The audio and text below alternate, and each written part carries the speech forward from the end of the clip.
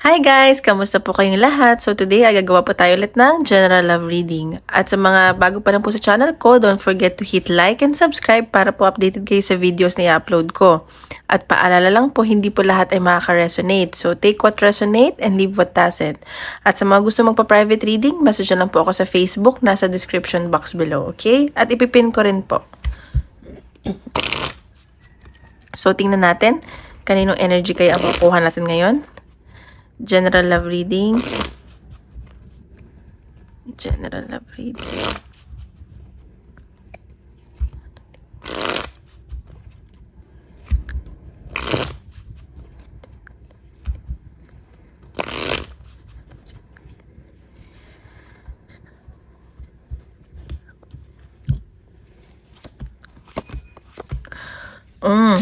Okay, sa nakikita ko, itong person mo, medyo pagod to ngayon eh, or nag-overthink. Or meron isang tao dito na siguro nagkakagusto sa inyo. And pero kasi siguro may karelasyon na siya, or sa tingin niya may iba kang gusto, parang hindi mo siya magugustuhan. Ganun, parang pinipigilan niya nararamdaman niya or umiiwas siya. Or gusto kanyang maging karelasyon. Or parehas kayo nagugustuhan, pero may nag-iiwasan, ganun. May umiiwas na nararamdaman. So, tingnan natin.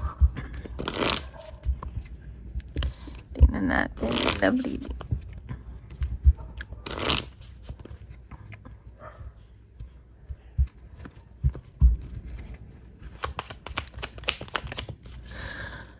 Isa lang po, dalawa yung lumabas. Dalawa.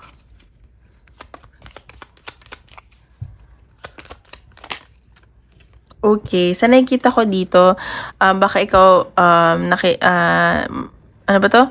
Masaya kapag nakakausap mo tong taong to, or nagkakilala kayo as friends, magkaibigan kayo, masaya kayo sa isa't isa, or part siya ng circle ng friends mo, ganun. At sa nakikita ko, baka may bigay siyang regalo, o ikaw magbigay ng regalo, or mag-usap kayo, ganyan. Pero nagre-reflect ka. Pero, alam mo yun, natatouch ka, thankful ka na nandito tong taong to sa buhay mo, ganun. So, tinan pa natin. Nararamdaman ng person mo.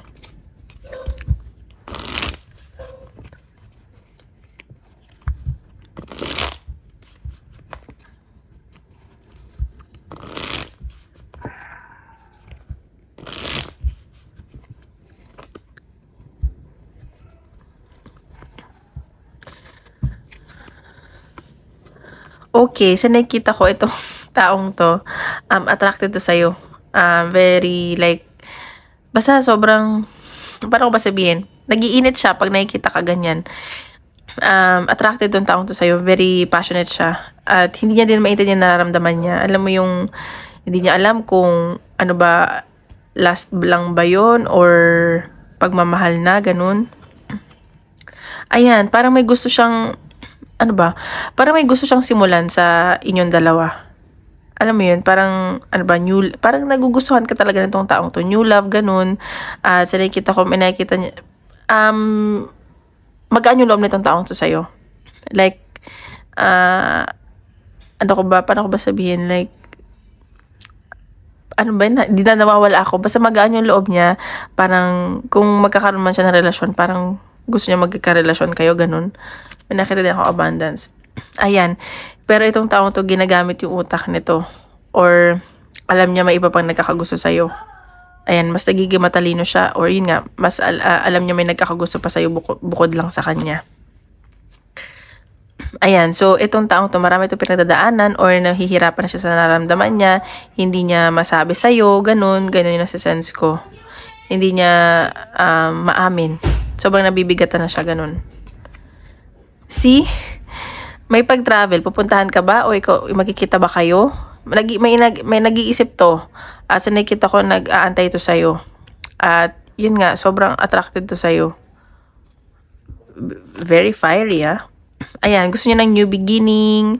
At siguro, nga magkikita kayo, gusto niya ng simula. Ano ba? Karelasyon mo ba to? Basta gusto niya, may gusto siyang simulan sa connection nyo. Page of Pentacles. So, ito, pag naging kayo, magiging loyal to sa'yo. Pero sa nakikita ko, ano siya, torn siya between sa trabaho niya, And nakikita ko baka may pag-travel siya. Traveler ba to? Pag naging kayo, may offer to sa'yo, pero pa lang, hindi pa siya ganun kasi pa lang, siguro mag-offer siya ng pera, gift, or sa trabaho, or katrabaho mo to. Ayan. So, may nafe-feel lang ako na disappointment sa side niya. Siguro dahil hindi niya maamin, or wala siyang lakas ng loob, tingnan pa natin. Ayan. So, may nangyari siguro ng betrayal. At sa nakikita ko, nalulungkot siya, nadidisappoint siya. Ayan. So, ayan, may gusto sa'yo to. Pero pabago-bago yung nararamdaman niya. Parang, okay, ngayon, mahal ka niya. Tapos parang, mako-confuse na naman siya. And nakikita ka nito as the Empress. So, nakikita ka niya as motherhood. Like, perfect woman or man sa kanya. Ayan, nagiging patient lang to. At sa nakikita ko na nag-reminisce or may pinagsamahan na ba kayo, or this is someone from the past, or baka ka-work mo to, magkaka-work kayo, ganyan. So, hoping to sa connection nyo. So, tingnan natin. Energy mo naman. Energy mo.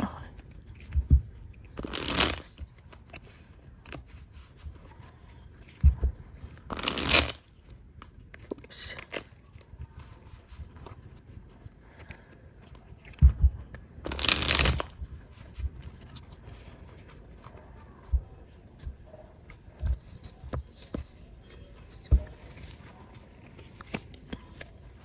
Okay, so ikaw, masaya ka pag nakakasama mo to, nakakausap mo, or may nagko-consult ka ng friends mo, kung ano ba nararamdaman mo. Basta siguro part na to ng friends mo. So, nakikita ko masaya ka. And parang tuwing nakakausap mo siya, parang laging celebration, or may celebration na paparating sa inyo. Ayan, nahihirapan ka nakakaisip sa taong to. Di ka na makatulog, di mo alam kung anong gagawin mo, di mo alam kung anong intention niya sa'yo, ganyan. Ayan, so nakita ko, may pagbibigayan dito. So nakita ko, parang ikaw yung more like nag-e-effort or nagbibigay sa kanya, tapos siya tanggap lang ng tanggap. So, ka lang, laylo ka lang, ganun. Ayan, sa siguro minamanifest mo tong tao na to, or namamanifest ka niya. Kasi parang biglaan yung nangyari eh. Nakita ko na parang papunta na sa pagmamahal yung nararamdaman mo. Like, nagkakaroon ka na ng feelings. Ganun. Ayan. Bakit pares ka ng energy? Siguro, natatakot na kayo baka may ending na mangyari sa inyo, or na-betray na kayo ng mga past relationship nyo, or may nangyaring ending sa inyo, at natatakot na kayo na mangyari ulit yun. Ayan, King of, oh my God, parehas kayo ng energy. So, passionate at attracted kayo sa isa't isa. Ayun lang yung masasabi ko. Pero parang walang gumagawa ng kilos dito. 10 of Cups. So, may nakikita akong reunion. Baka magkita kayo. And nakikita ko na magiging masaya kayo. Like, ayun, 10 of Cups. Full of joy, full of love, and punong-puno ng emosyon. Ayan, 4 of Swords. Pero ikaw sa nakikita ko magre-relax ka lang, chill ka lang. Hindi kayong G. Ayan, 2 of Pentacles. So, wini-weigh mo pa rin naman to. May mga pinag-iisipan ka kasi kailangan mo gumawa ng desisyon. Hindi basta-basta. So, you're creating your own boundaries. King of Swords din. So, parehas ka na energy. So, or baka marami nagkakagusto sa'yo. Or 3 lalaki o babaeng involved sa'yo. So, yun nakikita ko. Tingnan natin. Sabihin ni Universe.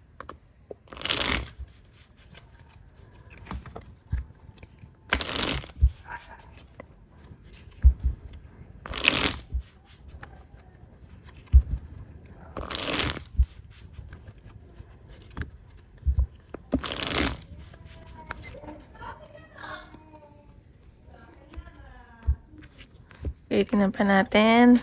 Oops. Ito yung cards. Nagulo.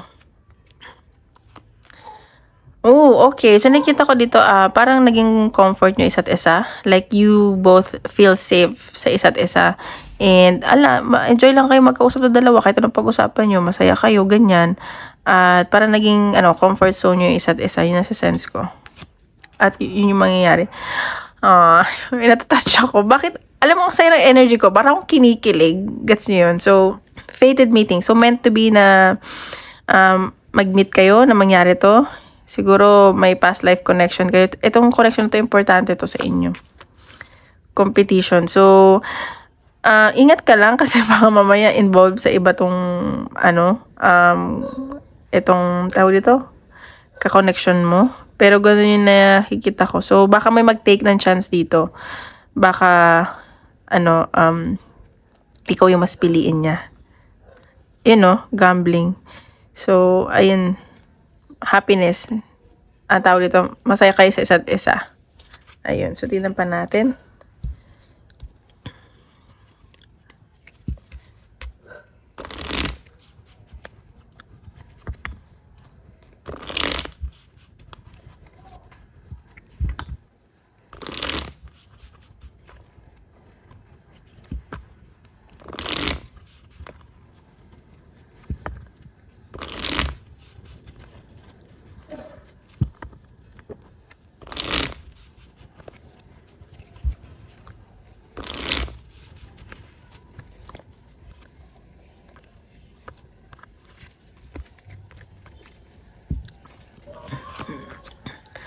Oh my God. Okay, so nakikita ko baka mag-propose to sa'yo or magbigay siya ng assurance. Like, baka umamin, ganun. And baka magulat ka, okay? Like, kung hindi man totoong proposal, like, may assurance, may umamin, mag-confess, ganyan. So, baka medyo ma-awkward kayo or magbulag-bulagan kayo parehas. Alam mo yun, baka awkward yung energy. Ayan. So, baka may paplanuhin kayo dito. Magkikita ba kayo? May mga i-organize kayo dito. So, ayan. Focus ka lang sa goal mo. At nakikita ko parang you feel like failure ka. Focus ka lang sa goal. May mga iniisip-isip ka dito. At marami ka rin haters. Ayan. So, tingnan pa natin advice ni universe. Advice ni universe.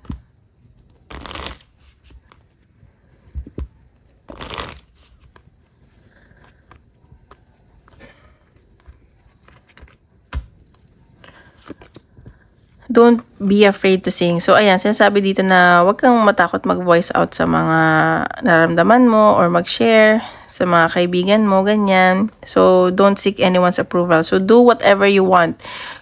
So, ayun na nakikita ko na, tawag dito, kung masaya kayo sa isa't isa, huwag na kayo makinig sa sasabihin ng ibang tao. Kasi, the more na mag-expect kayo, magsasaktan kayo.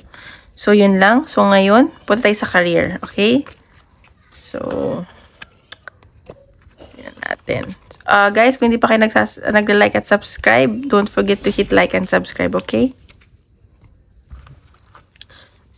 Tingnan natin. Sa career. General card reading.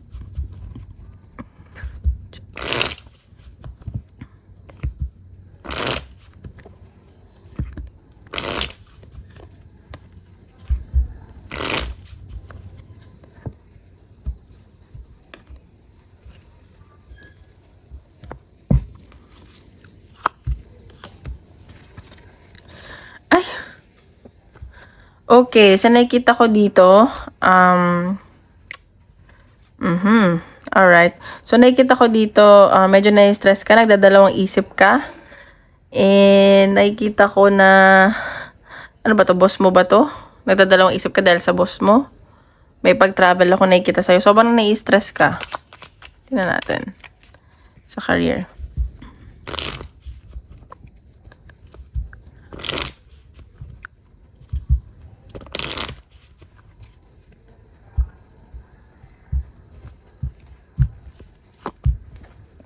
Judgment. Okay, nakikita ko sa career, magiging maayos naman daw yung career mo. Siguro may nakaalitan ka doon, may hindi ka nakasundo. Baka this time, kailangan mong harapin yun. And this is for your own growth. May maganda daw patutunguhan yung mga nangyari sa'yo from the past at sa nangyayari sa'yo. And dumating sa point na kailangan mong magpatulong kasi napapagod ka na. Just trust daw. Matuto ka daw magtiwala or wag ka masyadong basta magtitiwala. Okay? So, tingnan pa natin. Career. Career.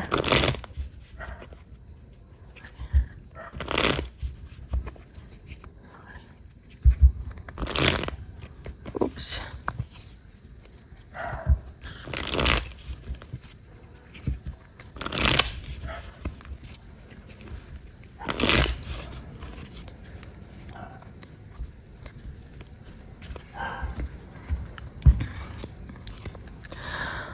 Okay, sa nakikita ko dito, focus ka sa kaperahan mo. Magiging maayos ang kaperahan mo at tuloy-tuloy naman ang pasok ng pera sa'yo. Sa nakikita ko, hindi mo inintindi mga sinasabi ng ibang tao, nakapaligid sa'yo, basta focus ka lang sa goal mo. Ayan, so nakikita ko baka marami kang choices, marami kang pinagpipilian, and marami ka rin responsibilities. At nakikita ko may success ako nakikita sa'yo. Ayan o. So, magiging masaya ka daw dito sa pipiliin mo. Ayan, so nakikita ako na minanifest mo to or pinagdasal mo kasi sobrang daming dumarating sa opportunity, hindi mo na alam kung anong gagawin mo or pipiliin mo. Ayan, so see, may iniisip-isip ka dito and baka something past or bago. At nakikita ko may pagdadalawang isip ka nga. Kasi nakikita ko na itong past na nangyari sa'yo, like yung siguro old company mo to, mahal mo talaga to. Hindi mo man aminin sa sarili mo, deep inside mahal mo. Nag-iisip-isip ka dito eh. Marami ka iniisip. Hindi pa natin. Ayan no, something from the past. Siguro may iniisip ka din doon na tao or may nag-iisip sa'yo na someone from the past or ano ba to? Medyo emotional kasi ngayon sa trabaho. Ayan, so nakikita ko na malakas ka na daw ngayon, kaya mo na. At kung ano man nangyari dyan sa trabaho mo, kakayanin mo daw. Ayan, so kailangan mo lang magpahinga or kinailangan mo lang magpahinga. Ayan, so may nagkakagusto talaga sa'yo dito. Attracted talaga sa'yo itong taong to at very passionate. And ayun, tingnan pa natin. May nasasaktan dito oh, isang lalaki din. Isang lalaki o babae. Ayun, may nasasaktan siya. Oh my God, sino to? Tingnan pa natin. Career.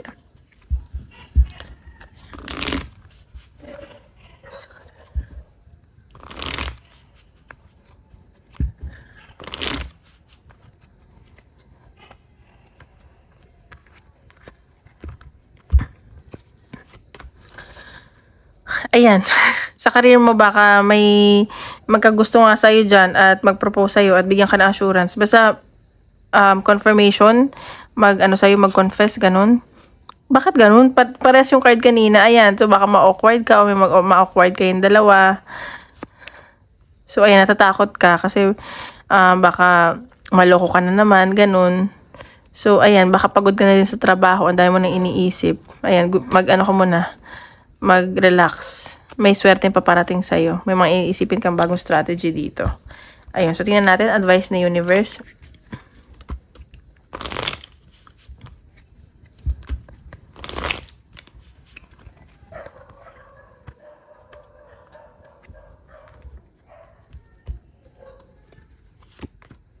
Ayan, protected by angels. You are cherished by the angels. So, wag ka daw mag-alala kung nahihirapan ka, nai-stress ka, kasi you are protected. Kung nadadalawang isip ka sa mga bagay-bagay dyan sa career mo, you are protected. Hindi ka daw pababayaan. Answering the call. The time is now. So, mag-decide ka na daw ngayon kung anong dapat mong gawin. Okay, so now, isip tayo question. Isip tayo question. At sasagutin ng universe.